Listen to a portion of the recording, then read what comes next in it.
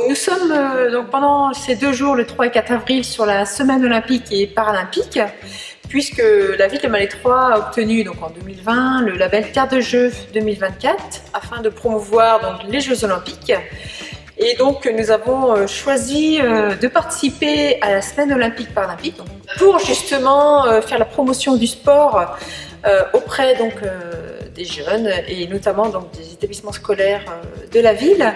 Là, nous avons la chance d'avoir tous les établissements scolaires, à savoir les 2 écoles primaires, les 2 collèges et le lycée qui participent à ces journées.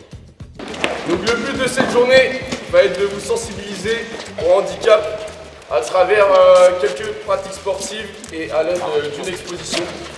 Donc n'hésitez pas, posez des questions, soyez curieux. Et je vous souhaite de passer une excellente journée avec le sourire.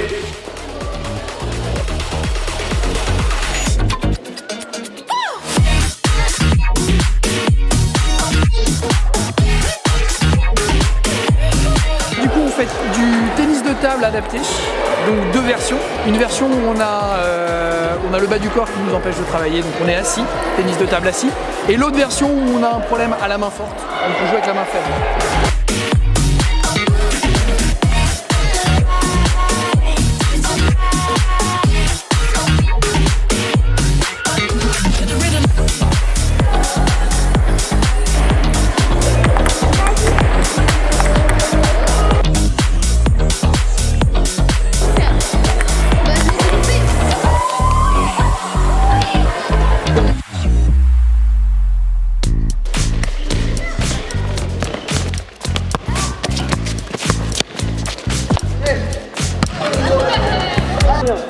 Le gardien il a le droit d'avoir ses 2 yeux ouverts. Tous les joueurs de champ doivent avoir un œil fermé.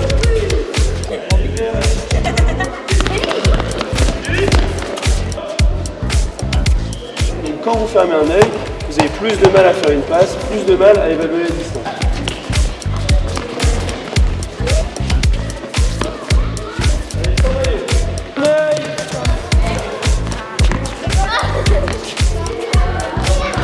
Est-ce que, pour ceux qui ont joué le jeu, est-ce que vous avez trouvé ça plutôt facile, difficile?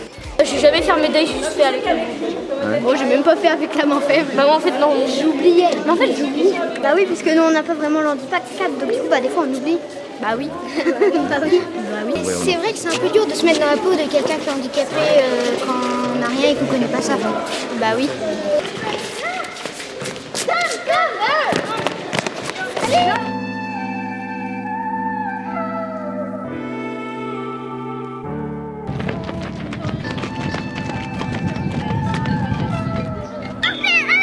Non mais tiens, on peut pas tuer. La coupelle jaune, tour de la bleue et tu retournes à la jaune. Allez-y.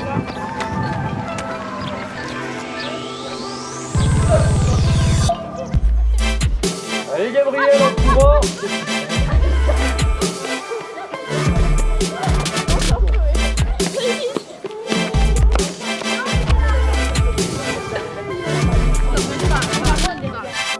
Ça fait peur, pourquoi ça fait peur à votre avis? On a peur de se taper un peu. Parce que du coup vous n'avez plus aucun repère. Donc là vous voyez rien, vous devez vous déplacer à l'aide de votre guide. D'accord, mais comment on fait pour guider une personne? Comment vous avez fait vous?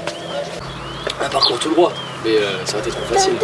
Juste là, on prend la main, alors soit vous prenez la main, soit vous prenez au niveau du coude, une main dans le dos, d'accord?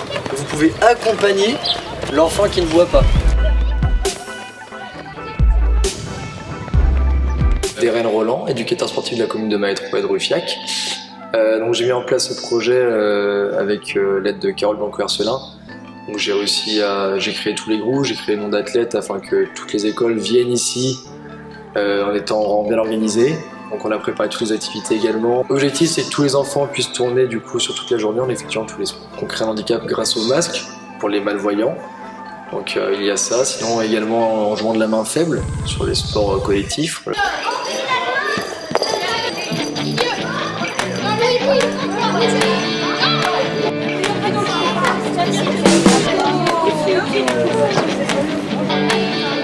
Découvrir ce qu'on appelle le goalball. Est-ce que quelqu'un connaît ce jeu? C'est à tour de rôle, vous passez en attaque, à tour de rôle, vous passez en défense. Le ballon est composé de petits grelots pour les non-voyants, les malvoyants. Vous avez les yeux bandés et vous devez lancer. Vous entendez le bruit? Et c'était que pour les hommes. Et en 1984, ça a été ouvert pour les femmes, pour les filles. Ouf, enfin, quand même. Les vertébrats vont être très souvent sollicités. On se cache les yeux. Et c'est parti.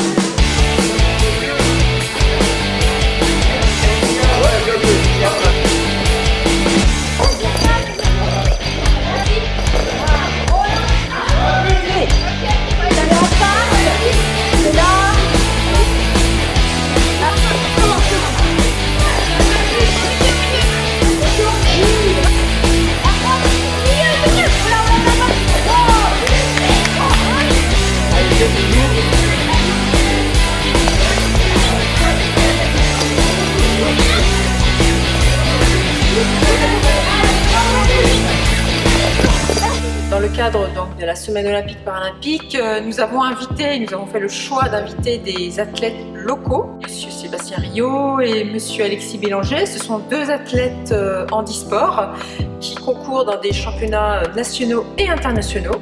Et d'ailleurs, nous avons Alexis Bélanger que nous avons accueilli donc, lundi après-midi, qui lui donc, le concours pour participer au prochain JO 2024 au niveau donc, du paralympisme.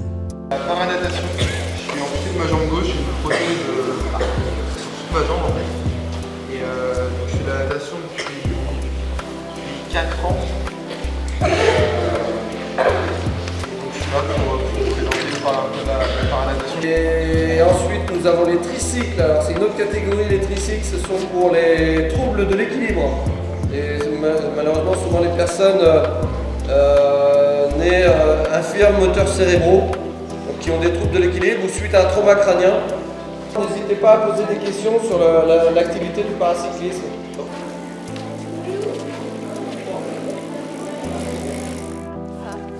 Merci à vous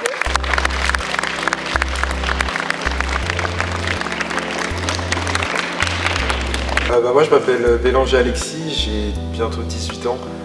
Je suis nageur handisport. Je fais de la natation depuis maintenant 4 années. J'ai participé au championnat d'Europe junior l'année dernière qui se déroulait en Finlande. J'ai fait une Coupe du Monde en Italie début mars 2023 et où j'ai ramené une médaille sur le 400 mètres nage libre. Je fais une 3e place et donc aujourd'hui je suis là donc, à Malétroit pour donc, la semaine olympique et paralympique. Donc c'est un plaisir de voir que le handisport est montré donc, dès le plus jeune âge. Les handicaps pour l'acceptation donc chez les plus jeunes, et c'est vraiment c'est génial qu'il y ait des moments organisés comme ça donc pour sensibiliser dès le plus jeune âge sur le handicap. Donc vous êtes 14. Parce que là, il y a 3 lycéens. Ce que je vais faire, je vais créer du handicap sur le vélo. Je vais vous attacher un pied. Vous allez pédaler qu'avec un seul pied. On est d'accord? Allez, c'est parti. Donc, Sébastien Riot, j'habite à Missiriac. Je suis athlète handisport, je pratique le handbike en compétition au niveau national et international. Et puis en dehors du sport, je suis dans les écoles, les lycées, et puis à la demande des collectivités pour ce genre de manifestation, justement pour parler de ce monde handisport qui est généralement trop oublié, laissé de côté.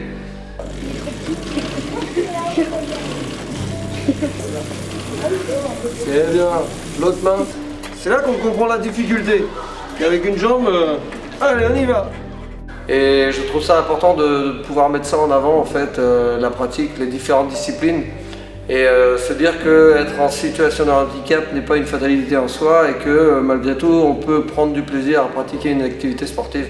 Que ce soit dans n'importe quel domaine, aujourd'hui il existe une multitude de sports. Et je dirais tous les sports aujourd'hui chez les valides sont représentés dans le monde handisport. Que ce soit le ski, le paraski, le paracyclisme, l'athlétisme, il y a une multitude, le basket, et on s'éclate dans tous les domaines, en fait on s'éclate. Amputé d'un bout de bras, un bout de jambe, Alors soit il pédale avec une prothèse de jambe, une prothèse de bras, et autrement on peut avoir un bout de bras en moins suite à une agénésie. Ce qu'on appelle une agénésie, c'est de naissance. On est avec un membre en moins. D'accord ? Il n'y a pas de question taboue. Moi je viens vraiment avec ma vision des choses. Je suis là pour leur apporter quelque chose et j'aime bien recevoir des questions pour leur dire, et en fait j'ai pas peur de parler de mon handicap et j'ai pas peur de parler des différents handicaps, et on est là justement pour échanger, pour leur apprendre quelque chose et dire que c'est pas parce qu'il manque un bout de bras, un bout de jambe qu'on n'est pas capable de faire ci et ça, et il n'y a pas de question qui fâche en fait, c'est vraiment on est là pour apprendre aux jeunes. Ah, c'était trop facile tout à l'heure. C'est bien, impec, bravo. Voilà. Qu'est-ce qui se passe? C'est compliqué. Parce qu'un trauma crânien peut laisser des lésions, des séquelles au niveau du cerveau. Alors quand on vous dit de mettre un casque sur la tête quand vous faites du vélo ou de la trottinette, c'est pas pour vous embêter, c'est parce que ça peut laisser des conséquences très graves. Oui. Ici, nous sommes donc à la salle des sources où est exposé les athlètes extraordinaires, qui est mis à disposition par le comité départemental olympique morbihanais. Cette exposition à l'origine appartient donc au musée des sports à Paris, et donc tout au long de la semaine nous aurons donc cette exposition qui présente donc les différents athlètes paralympiques et les différentes valeurs du sport paralympique.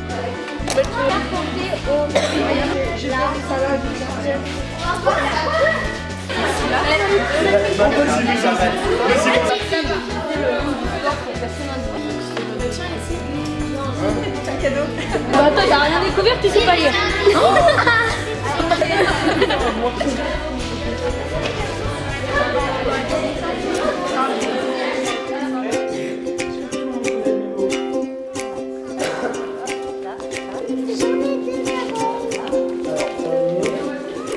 Petits, à savoir donc les maternelles et les plus petits, donc primaires, CP, CE2.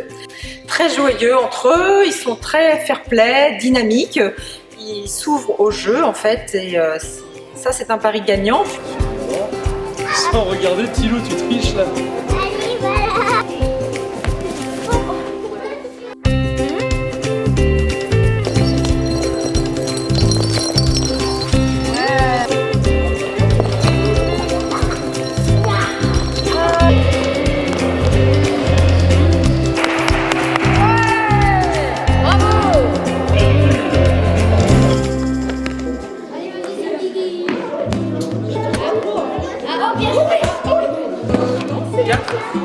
Je voudrais aussi remercier l'EHPAD de Malétroit, puisque donc, le mardi 4 avril, quelques résidents viendront sur le complexe sportif pour pouvoir justement participer au flash mob et également participer à quelques activités. L'EHPAD nous a prêté 2 jeux de boccia, et en contrepartie donc, ils viennent et ils sont heureux de venir donc, le mardi 4 pour participer avec les enfants. Donc ça fait un lien intergénérationnel en fait, et voilà, donc c'est tout bénéfique pour les élèves et pour les résidents.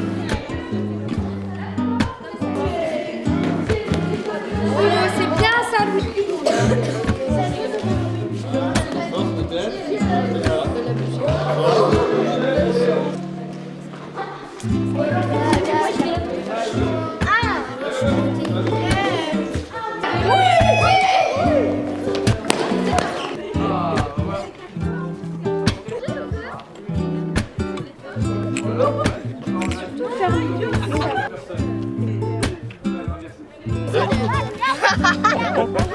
Oh, dis donc.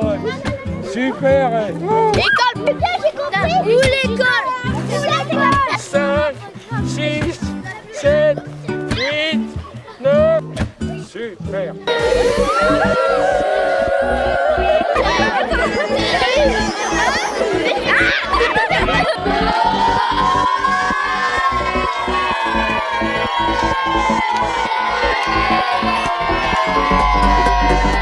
C'est un grand succès puisque tout le monde est motivé donc, dans ces activités, tout se déroule parfaitement. En plus, le temps est en notre faveur, donc c'est une belle journée.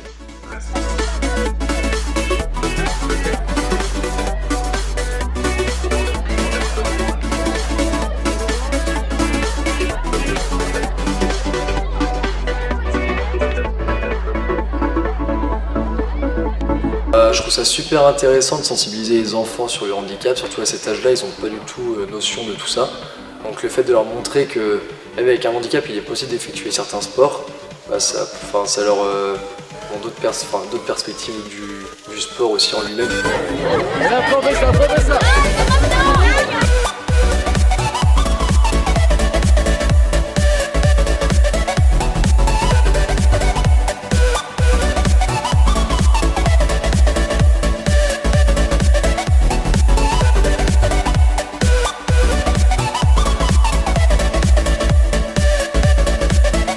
Le message que je veux faire passer et que l'on fait passer, c'est que les enfants, quand ils sortent de ce genre d'événement, de rassemblement handisport, c'est qu'ils ont retenu quelque chose et qu'ils sont porteurs du message.